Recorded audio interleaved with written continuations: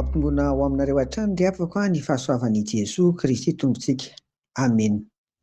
Vavaka isika. Misaotra anao izay Tompo fa amin'izao maraim-baovao izao dia nampitsimoanao aty anatinay indray ny fitiavana, ny finoana ary ny fanantenananao. Izany no entinay miaina Tompo mamakivaky n'ity anio ity dia misaotra indrindra.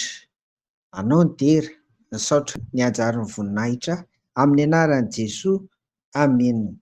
Ry havako, tiana hatrany ny mampatsiahy fa efa mamaraparana ny fandiniana ny loha hevitra hoe mifampahery ny mpino isika. Mana tombontsoa lehibe ary isika izay mahery, satria hoy ny Tompo ao amin'ny Efesiana 4:20-20, andeha vakiana amin'ny anaran'i Jesoa hoe ary ho an'izay mahay manao mihoatra noho ny zavatra rehetra, eny mihoatra lavitra noho izay rehetra angatahana na heverintsika, araka ny hery izay miasa ato amintsika. Ho azy aneny voninahitra ao amin'ny fiangonana sy ao amin'ny Kristy Jesoa hatramin'ny taranaka farany indrindra mandrakizay. Amen. Iteto ry havana ilay hoe araka ny hery izay miasa ato amintsika. Io dia tsy inona koa fa ny herin'ny Tompo ilay niresahantsika tany am-piandohana, ny herin'Andriamanitra, Jesoa Kristy zanany ary ny fanahy masina.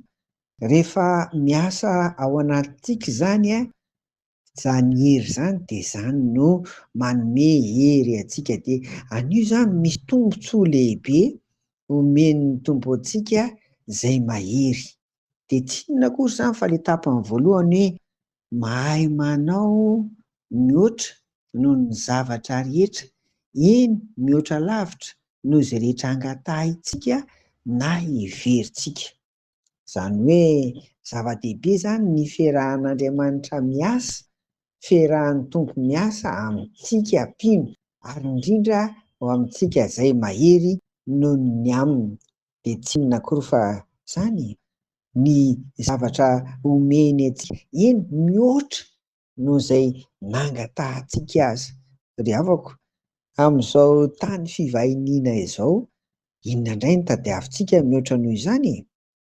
Tombontsoa lehibe ary ho antsika mahery dia omen'Andriamanitra koa mihoatra noho izay nangatahana na ny heverina. Inona taona ny dikan'izany?